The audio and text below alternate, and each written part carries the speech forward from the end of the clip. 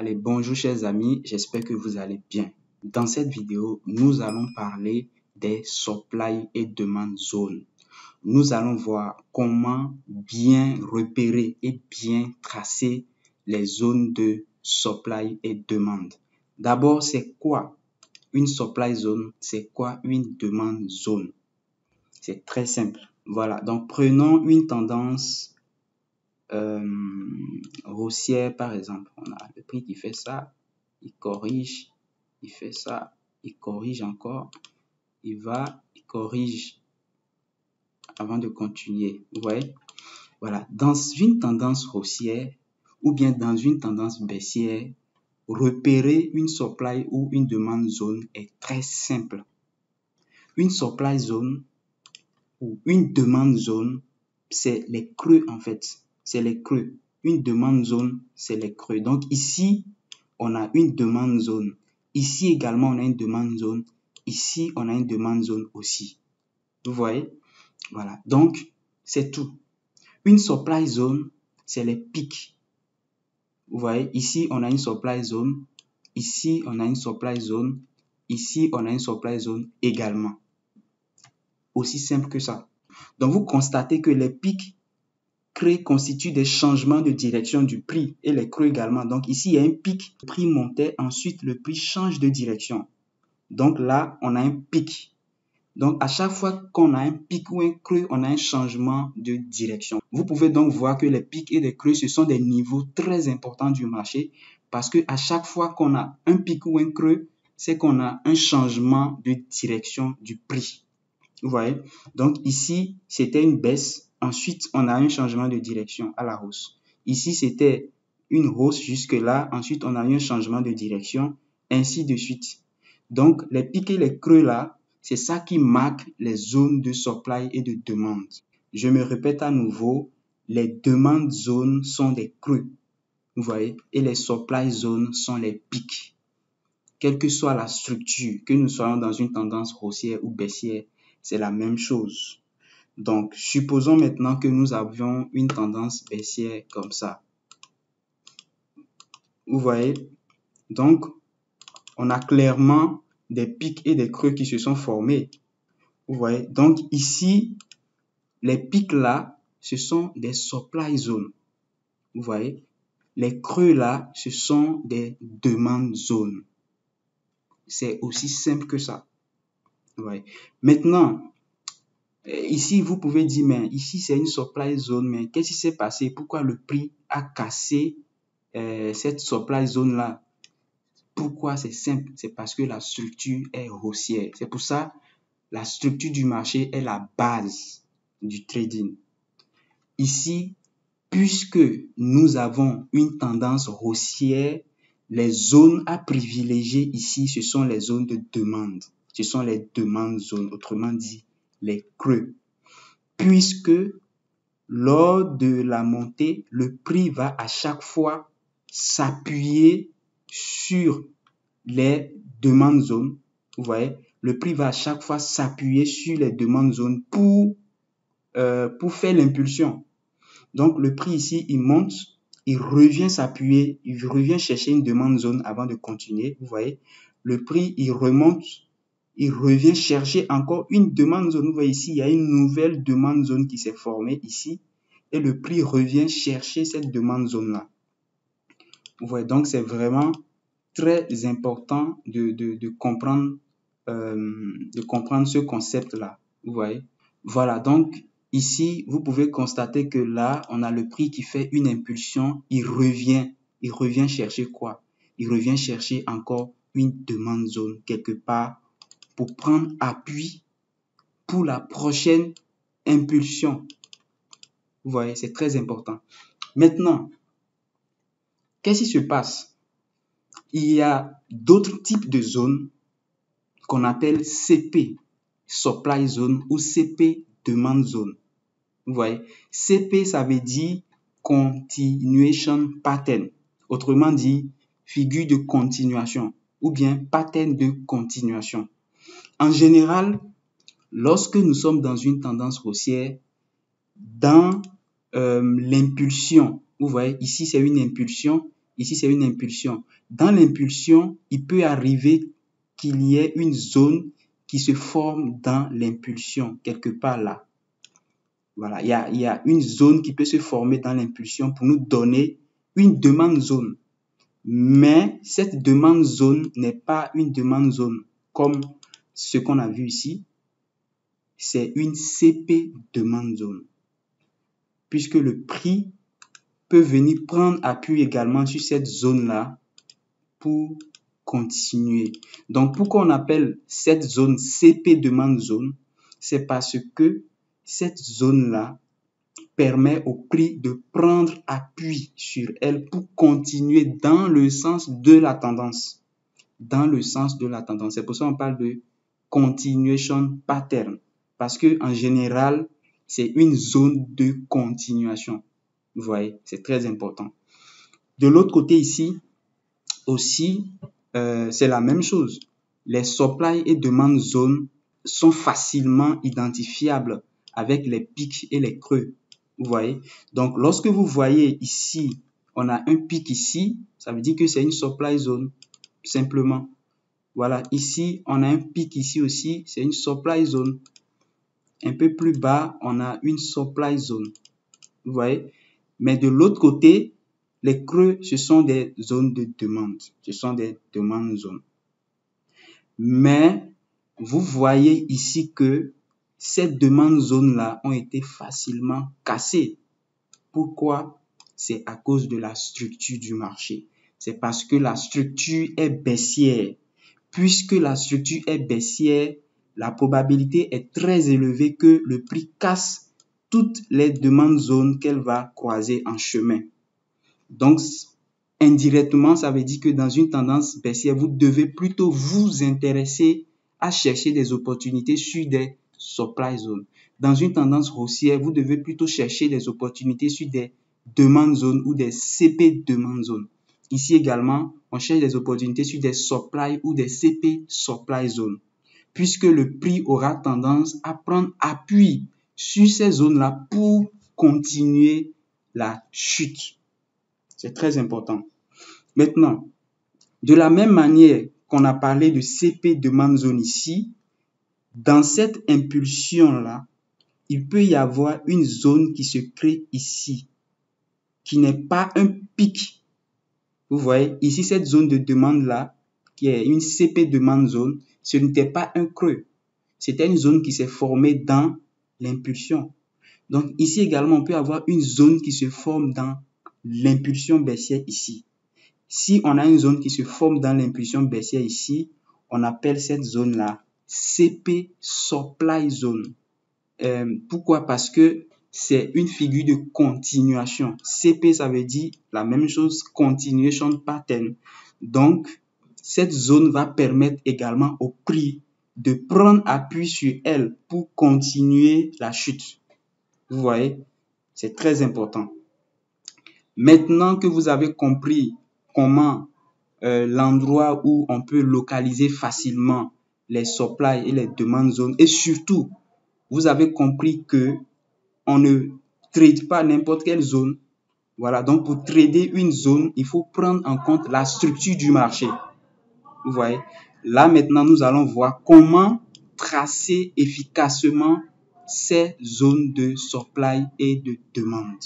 Avant de voir comment bien tracer les supply et les demandes zones, il y a quelques notions très importantes à assimiler. Il s'agit des types de bougies.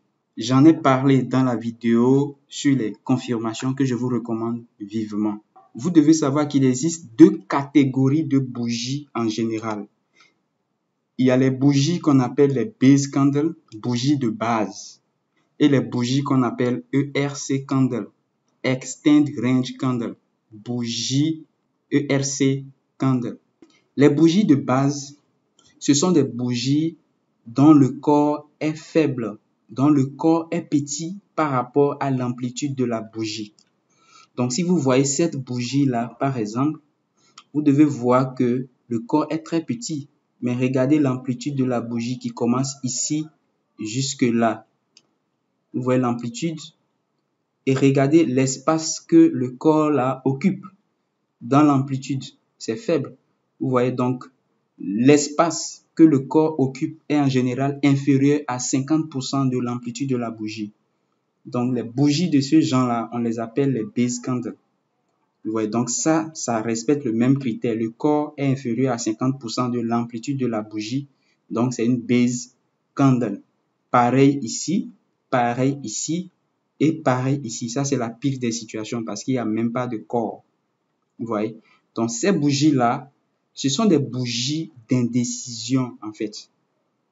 C'est des bougies où, si vous les observez en H4, par exemple, et vous encadrez la bougie pour aller voir ce que ça donne en M5, vous allez voir que cette bougie-là correspond à un range dans les time frames inférieurs. Quelle que soit la bougie ici, pour la plupart, ça correspond à un range. Vous voyez? Donc, ces bougies-là, ce sont des bougies de base, des base candles.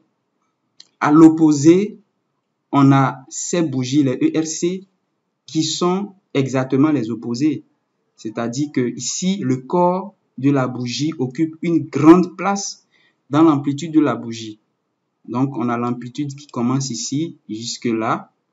Et vous pouvez voir que le corps, il occupe vraiment une grande place.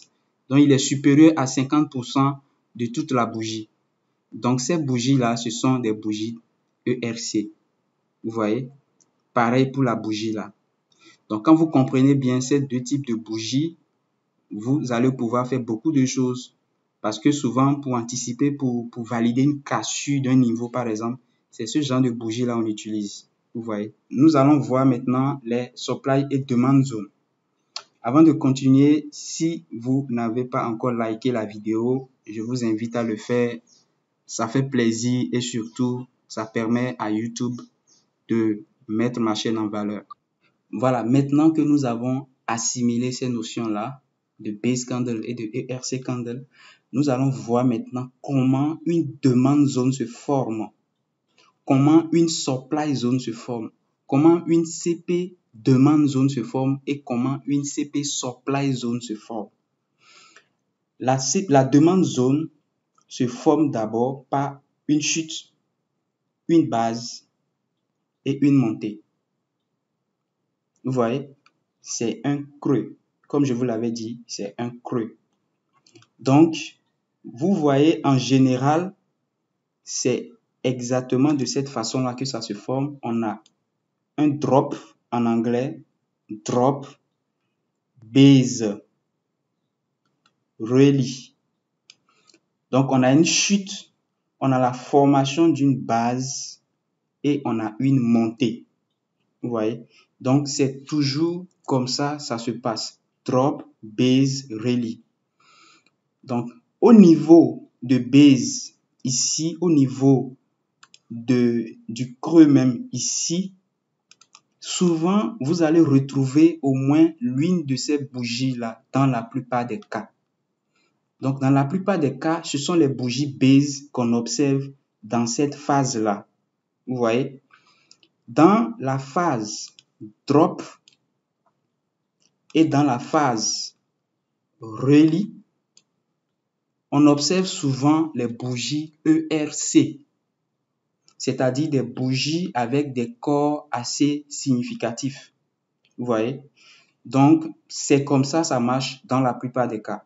De la même façon, ici, pour une supply zone, on observe d'abord une montée. Vous voyez? Montée, la formation d'une base. Ensuite, on a une chute. Vous voyez? Donc, en anglais, ils disent souvent rally, base, drop. Donc, la zone base ici également, c'est la même chose.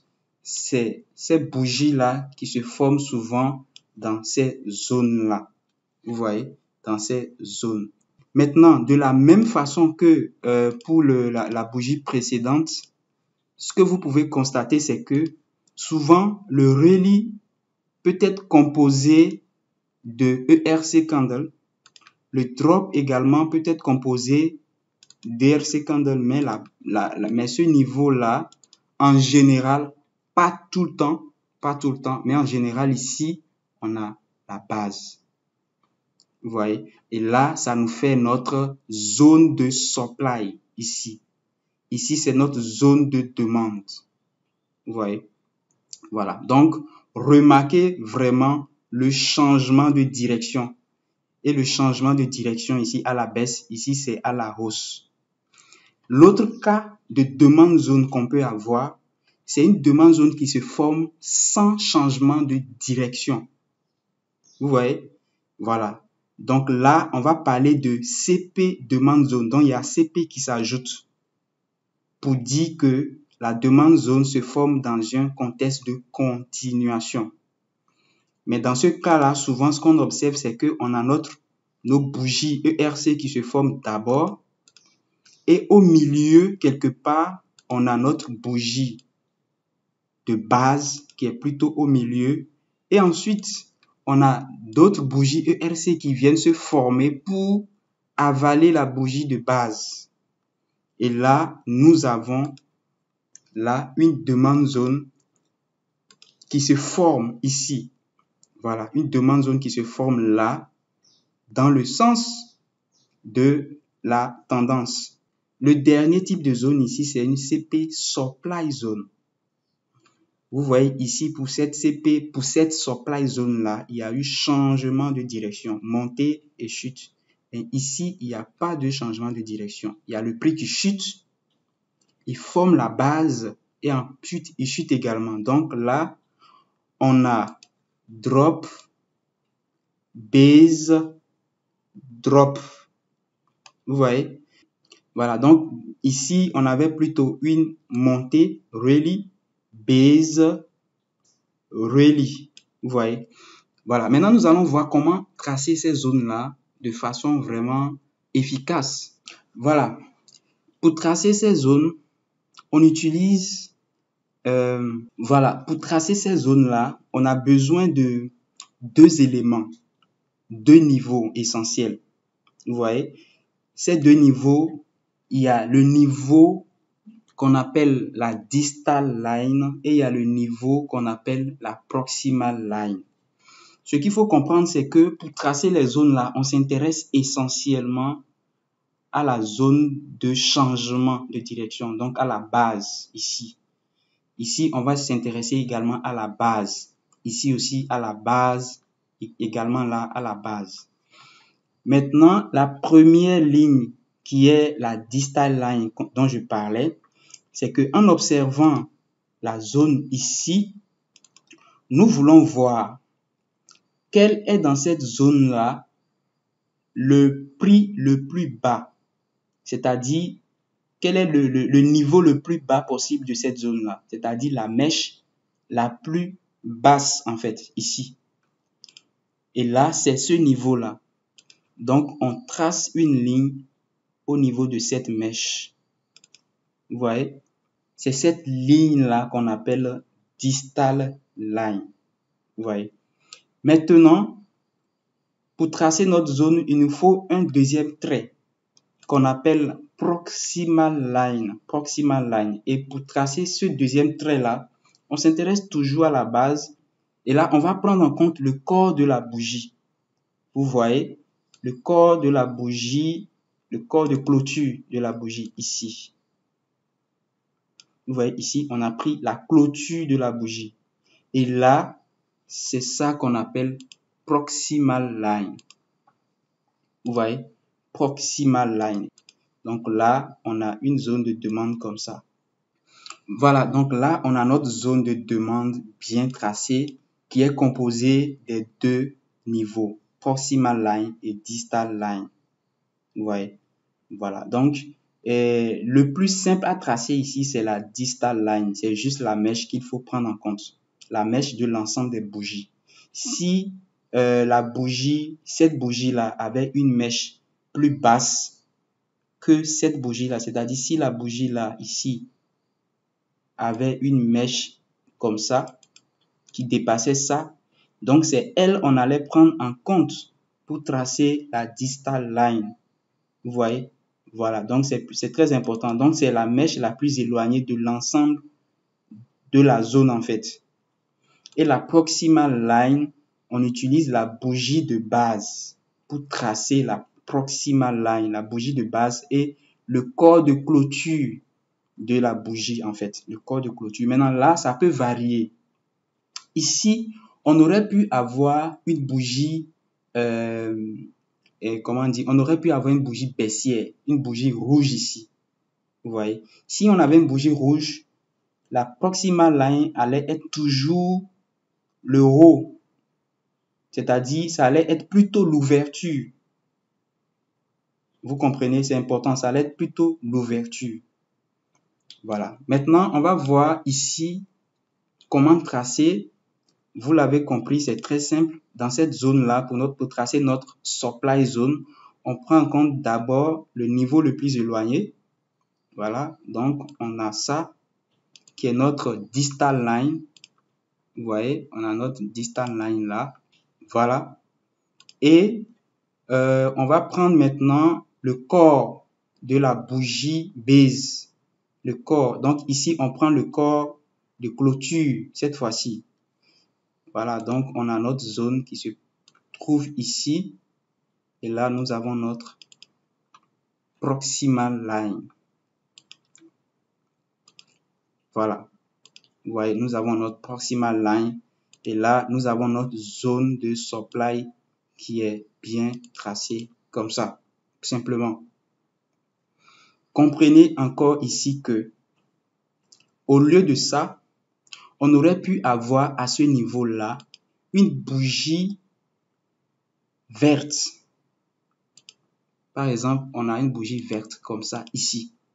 Le tracé ne change pas. C'est toujours la même chose en fait. C'est toujours la même chose. Donc, la proximal line, c'est toujours le niveau de clôture de cette bougie-là. Ici également, on aurait pu avoir une bougie rouge. Vous voyez, le tracé ne change pas, c'est toujours la même chose. C'est très important.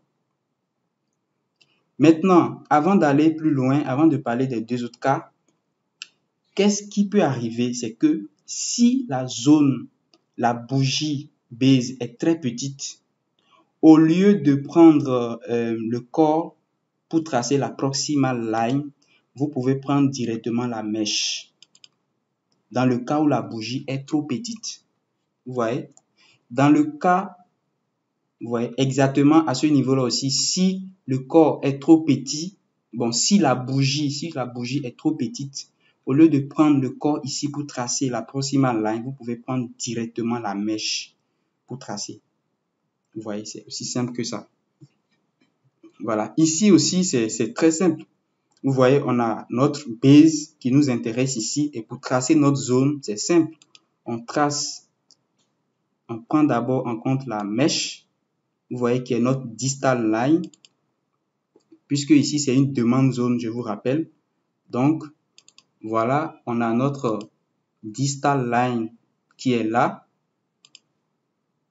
Ensuite, on a notre proximal line qui sera ici. Vous voyez, on a notre proximal line qui sera quelque part là. Voilà. Et là, après avoir identifié les deux niveaux, donc nous avons notre zone de demande, plutôt notre zone de demande qui est bien tracée comme ça. Vous voyez. Voilà. Donc, c'est la même chose ici.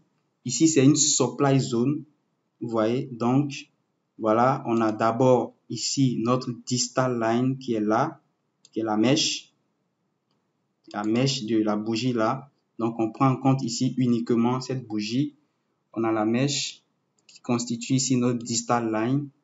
Ensuite, on a notre proximal line qui est quelque part là, qui constitue le corps. Vous voyez, on met en évidence et on a ça.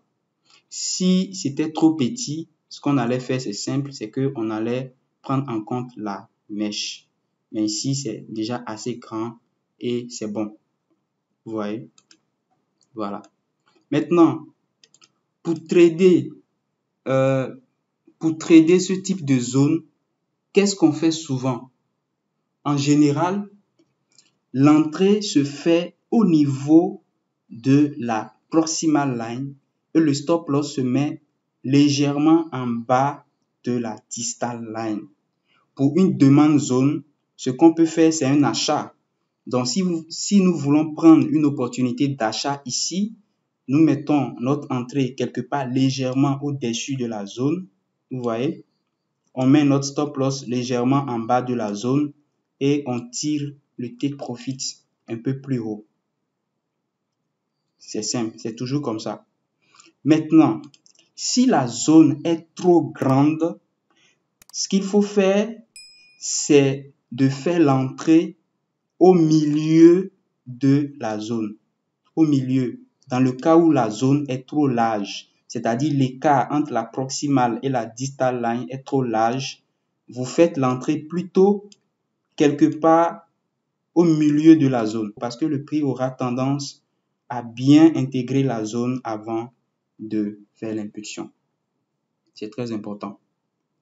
Maintenant, c'est exactement la même chose pour les supply. Vous voyez, une supply zone, c'est pour vendre. C'est une zone de vente. Donc, naturellement, l'entrée se fait légèrement en bas de la proximal line. C'est toujours la proximal line qui nous sert de faire des entrées et la distal line nous permet de positionner notre stop loss. Ouais, donc, on fait exactement comme ça et on a ça. Donc, on a notre entrée légèrement en bas, notre stop loss légèrement en haut. Exactement comme précédemment, si la zone est très large, vous pouvez faire l'entrée au milieu de la zone. Vous voyez? Ou un truc comme ça et mettre le stop loss en haut et on est tout bon. L'autre façon de faire lorsque la zone est trop large, c'est quoi? C'est de descendre de 1 ou 2 time frames pour affiner la zone. Vous voyez? C'est-à-dire que ici, nous sommes peut-être en H4. Si notre zone est trop large, nous pouvons aller en H1 et chercher une autre proximal line qui sera un peu plus bas pour affiner la zone. J'espère que vous me comprenez. Donc, on fait la même chose ici et ainsi de suite. Voilà, donc également ici, pour un achat, on fait notre entrée légèrement en haut de la zone. En bas, on met le stop loss et on est tout bon. Donc, vous voyez que les deux lignes sont vraiment essentielles. Si vous tracez mal la proximal line, vous pouvez rater votre entrée. Si vous tracez mal la distal line, vous pouvez mal positionner votre stop loss. Donc, c'est vraiment important de bien maîtriser le tracé de ces deux lignes-là. Je vous recommande de vous entraîner beaucoup et chercher des cas sur le graphique. Essayez de tracer plusieurs fois. Voilà, pour vous entraîner, c'est très important parce que là, il faut développer le visuel. Vous voyez, pour ce type pour ça. Voilà, maintenant, nous allons voir d'autres cas. Nous allons voir d'autres cas. Remarquez bien, ici, je vous disais que pour notre demande zone, il faut ici une bougie de base, une base candle. Mais pas tout le temps, pas tout le temps. Il y a des situations où, au lieu d'avoir une bougie de base, on a plutôt une ERC candle, comme ici. Et on a une autre bougie qui avale entièrement les ERC candles ici. Vous voyez? Donc ici, vous voyez qu'on a deux bougies ERC candle ici. Donc ça également, c'est une demande zone. Donc on n'a pas forcément besoin d'avoir une base candle ici pour avoir une demande zone. Vous voyez? Voilà. Donc la bougie qui forme la base ou bien le point de changement de direction peut être une bougie ERC également. Mais le plus important ici, c'est que la bougie qui suit avale entièrement la bougie précédente. Là, ça nous forme une zone vraiment très, très intéressante et même plus solide que les zones avec les bases de ce genre-là. Vous voyez? Maintenant, comment tracer? C'est très simple. C'est exactement la même chose. On met en évidence la distal line d'abord. Et là, on a la distal line. Ensuite, on met en évidence la proximal line ici. Vous voyez? C'est très simple. Et puis, nous avons notre zone qui est bien tracée comme ça. Et pour l'entrée, c'est exactement le même principe. Voilà, maintenant pour ce cas-là, remarquez que ici, c'est un peu différent. C'est une supply zone, mais on constate que d'abord, les deux bougies, ce sont des ERC candles. Et en plus, la bougie qui suit là n'avale pas directement la bougie verte. Si vous voyez que la bougie verte a avalé entièrement la bougie là, vous voyez, mais il peut y avoir des cas où la bougie n'avale pas entièrement. C'est-à-dire que là, on a une bougie pénétrante, mais la bougie a avalé une partie du corps de la bougie verte, au moins 50%. C'est également une supply zone. C'est acceptable. Ici, on aurait pu avoir ce même cas où on a une bougie qui n'avale pas entièrement. Vous voyez, donc, ça aurait pu être ici. Donc, ce qu'il faut comprendre, c'est que pour tracer ça, c'est pas différent. On prend en compte la mèche la plus éloignée pour la distal line, bien évidemment. Voilà. Maintenant, pour tracer la proximal line, on va prendre en compte le corps de plutôt la bougie qui avale ici, mais qui n'a pas pu avaler entièrement. Vous voyez? Donc, ce n'est pas ici, mais c'est ici. Voilà. Donc, il faut essayer de retenir chaque cas et de faire des entraînements pour les maîtriser. Donc, ici, on a notre proximal line. Vous voyez? Donc, on aurait pu avoir ça ici, comme je vous l'ai dit. On aurait pu avoir ce cas-là aussi, ici, où on a une bougie ERC qui avale directement également. Vous voyez? Pour ne pas trop répéter, j'ai fait seulement un cas. Ici, il y a un élément qui est important. C'est quoi? Vous constatez que là, on a une CP demande zone. Exactement comme ici, c'est une CP demande zone. Mais vous voyez que le corps de la bougie ici, c'est une bougie verte. Vous voyez, c'est une bougie verte. Donc, ce que je veux vous faire comprendre ici, c'est que on n'a pas forcément besoin que la bougie soit rouge pour pouvoir avoir une demande zone ici. Le plus important, c'est de repérer une base candle, c'est-à-dire une bougie dont le corps est inférieur à 50% de l'amplitude de la bougie. Peu importe la couleur de la bougie, le plus important, c'est le corps par rapport à l'amplitude.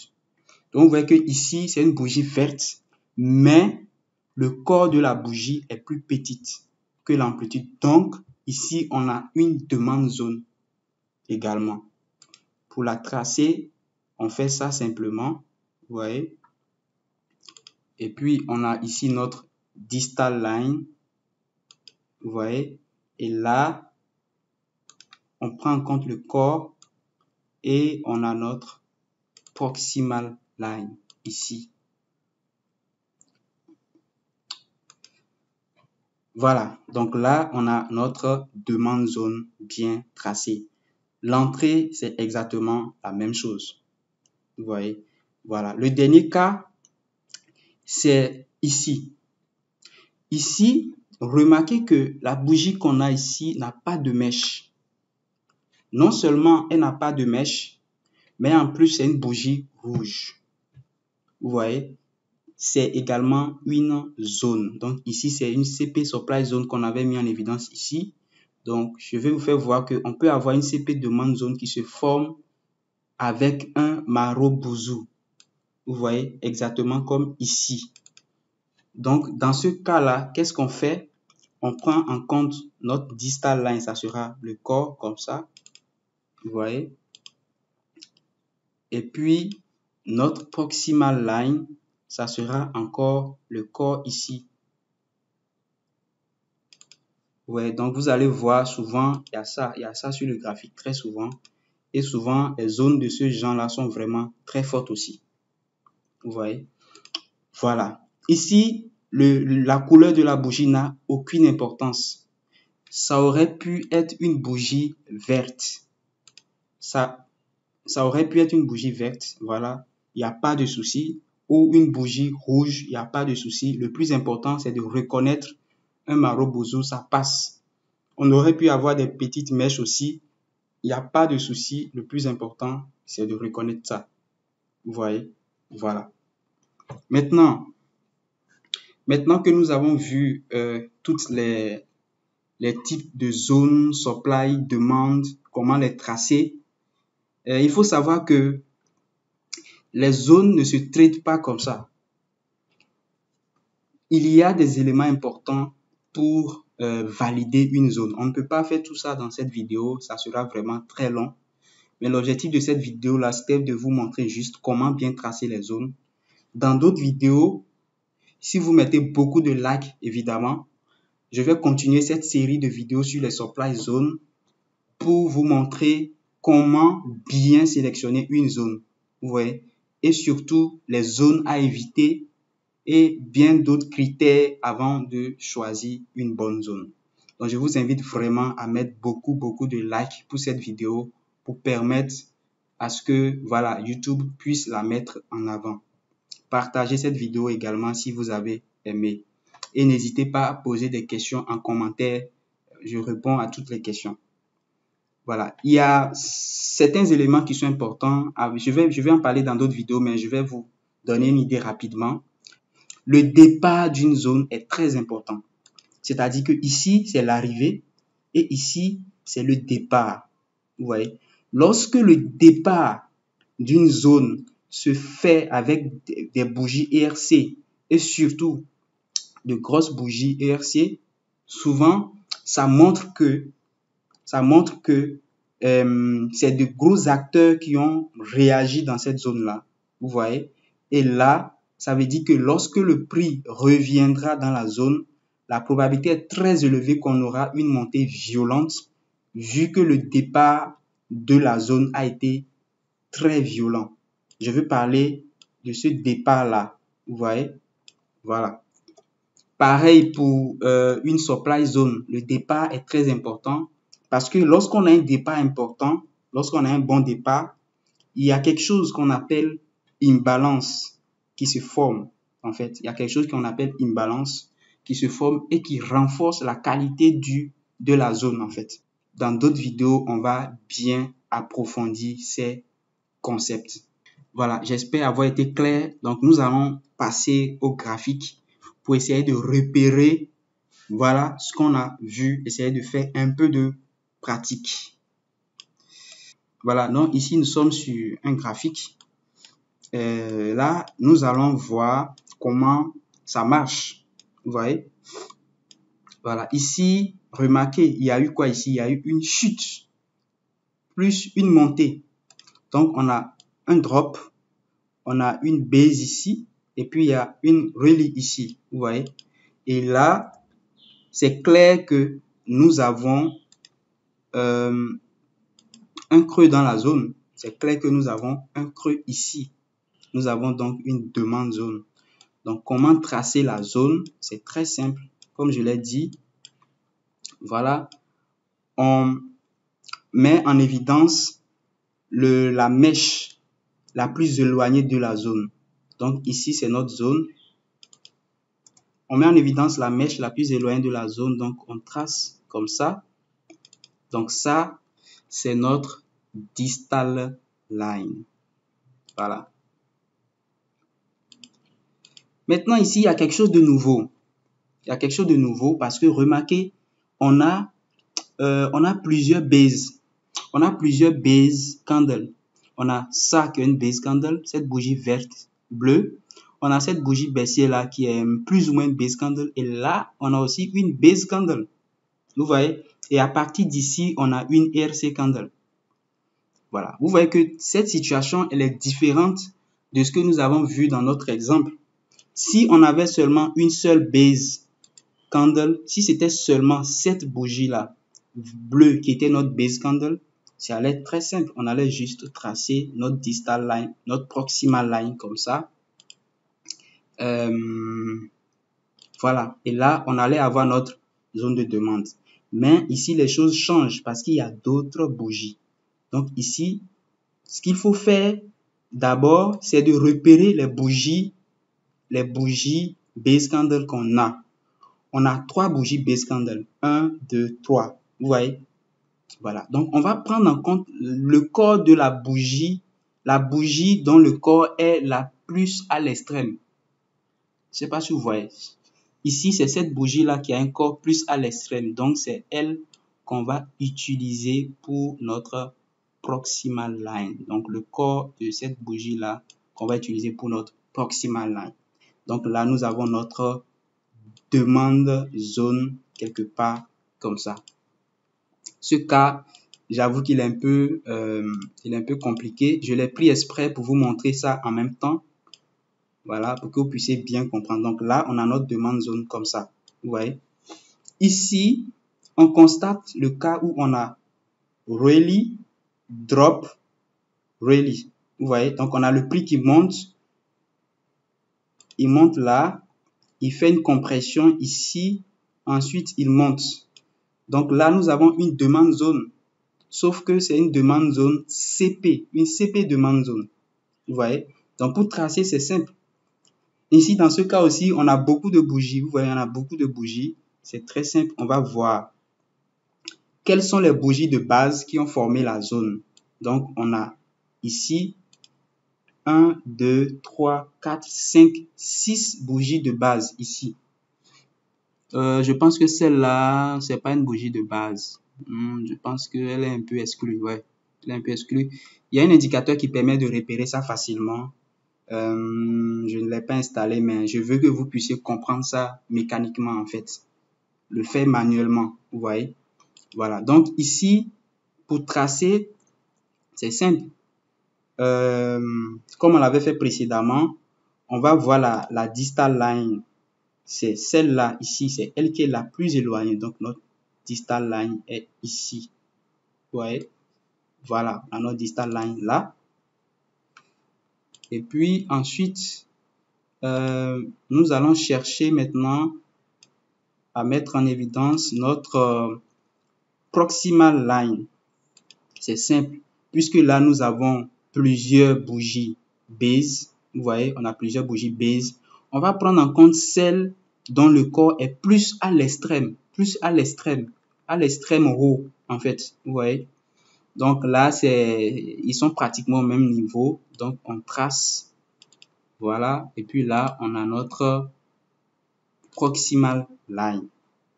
Et nous avons notre zone de demande qui est bien tracée comme ça. Vous voyez. Et qu'est-ce qui s'est passé? Le prix est venu réagir dans la zone avant de partir. Ça veut dire que si on devait faire une entrée, on allait faire notre entrée quelque part ici. Vous voyez. Et mettre notre stop loss. Un peu plus bas. Le TP quelque part là. Vous voyez. Voilà. Donc, c'est ça. Nous allons voir, essayer de repérer d'autres zones également. Je veux une situation beaucoup plus facile parce que ce que j'ai montré là est un peu difficile et puis ça risque de vous embrouiller. Voilà, ici, on a une supply zone. On a le prix qui monte, il chute ensuite. Pour tracer, c'est très simple. On prend en compte ce niveau-là, on trace, vous voyez, la mèche de la zone. Ensuite, on prend en compte le corps. Vous voyez que cette bougie rouge a avalé la bougie précédente. Donc ici, pour tracer, nous allons prendre en compte le corps de cette bougie-là, bien évidemment. La bougie n'est pas une bougie de base ici parce que le corps est supérieur à 50%. La bougie bleue là, le corps de cette bougie est supérieur à 50%. Vous voyez donc, c'est une ERC qui a été avalée par une autre ERC. Et je vous ai dit pour ça, il faut prendre toujours le corps pour tracer. Vous voyez notre distal line. Donc ici, on avait notre proximal line ici. On avait notre distal line en haut. Et en bas, on avait notre proximal line ici. Vous voyez. Et là, nous pouvons tracer notre zone de demande. Maintenant, la question que je vais vous poser, est-ce que cette zone de demande était à trader? La question c'est non.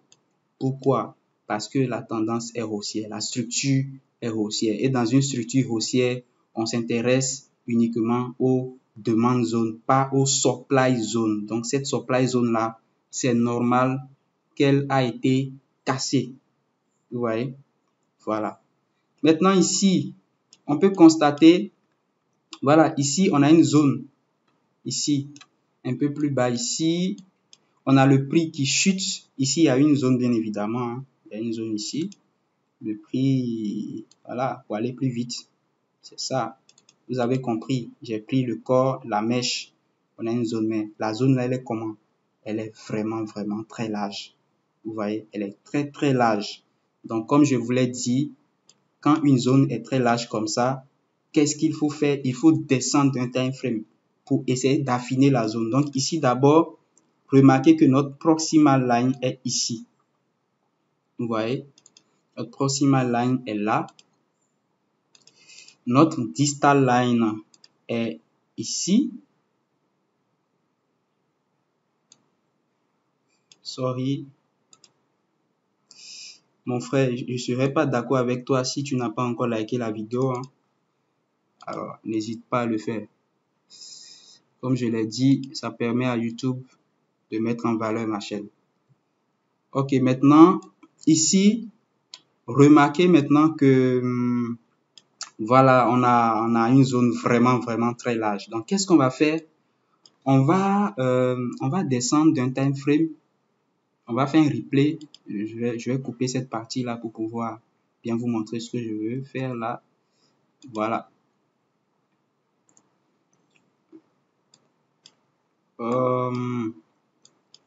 Voilà. Donc, c'est notre zone-là qui est vraiment large. Donc, pour l'affiner, allons en H1. Allons en H1 d'abord. Voilà. Quand nous venons en H1, qu'est-ce qu'on constate déjà? On constate que ici, la zone, il y a une englobante ici qui a été l'autre cas que j'ai montré où on a la bougie qui avale pas la totalité de la bougie précédente, mais une partie de la bougie précédente. Vous voyez exactement cette bougie verte. Donc maintenant, on peut l'utiliser pour affiner notre zone. Donc, on tire notre proximal line qu'on amène un peu plus bas pour affiner notre demande zone. Vous voyez, c'est aussi simple que ça. Si on avait vu plutôt une bougie de base, on allait faire pareil. On peut faire encore mieux, on peut descendre, on peut aller en M30.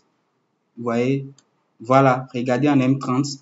Quand on vient en M30, qu'est-ce qu'on constate? On constate que il y a plutôt cette bougie verte bleue qui a avalé la bougie précédente et notre base, notre proximal line, on voit qu'on peut la ramener encore plus bas pour la mettre quelque part ici. Vous voyez? Voilà, donc c'est ça. On peut faire mieux. On peut faire mieux, on peut descendre. Vous voyez, et quand on descend, on constate qu'on peut ramener notre proximal line encore plus bas ici. Donc c'est comme ça on affine les zones. En descendant de time frame en time frame, la proximal line peut s'améliorer. Vous voyez, c'est très important. Et là, quand on revient en H4, vous allez voir que notre zone est maintenant beaucoup plus petite. Vous voyez, ici, notre zone est beaucoup plus petite ici. Voilà, c'est largement correct. Maintenant, on continue. Vous allez voir que ici, on a obtenu quoi? On avait une tendance. Ici, on avait aussi une demande zone ici. Vous voyez?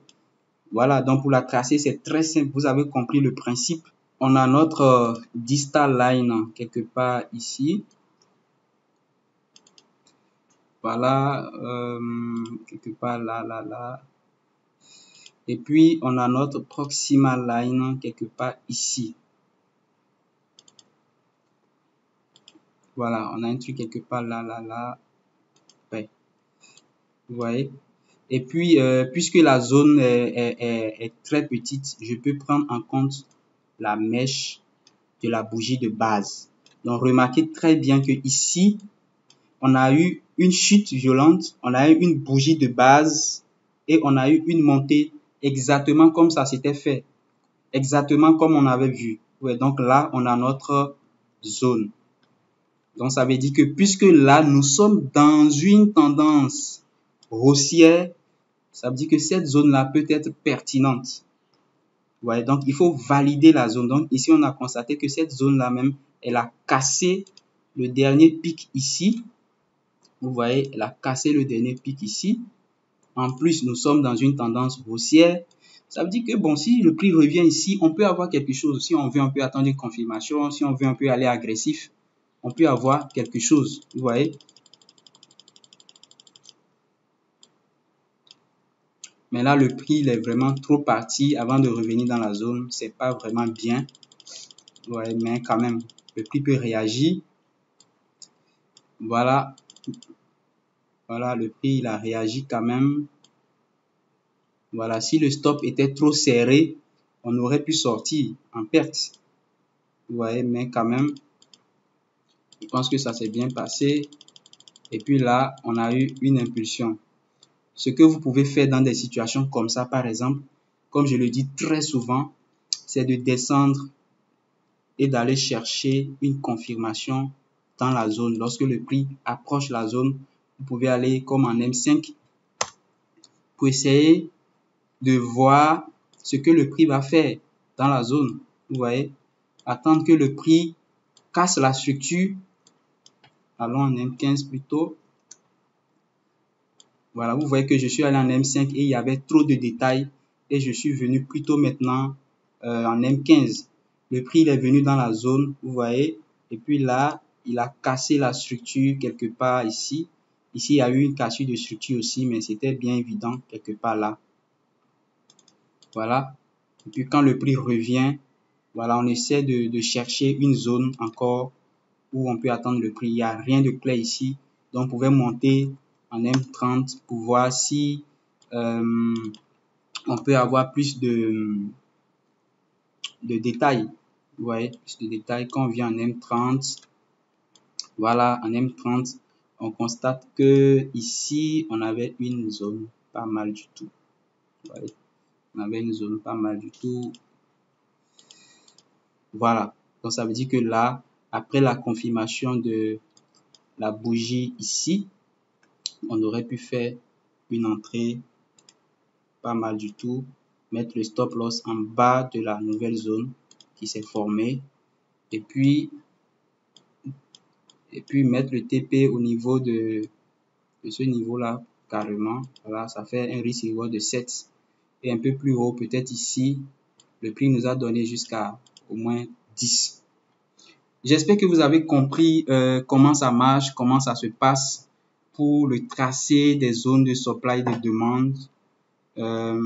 Si vous avez des questions, n'hésitez pas à les poser en commentaire. Je vous réponds.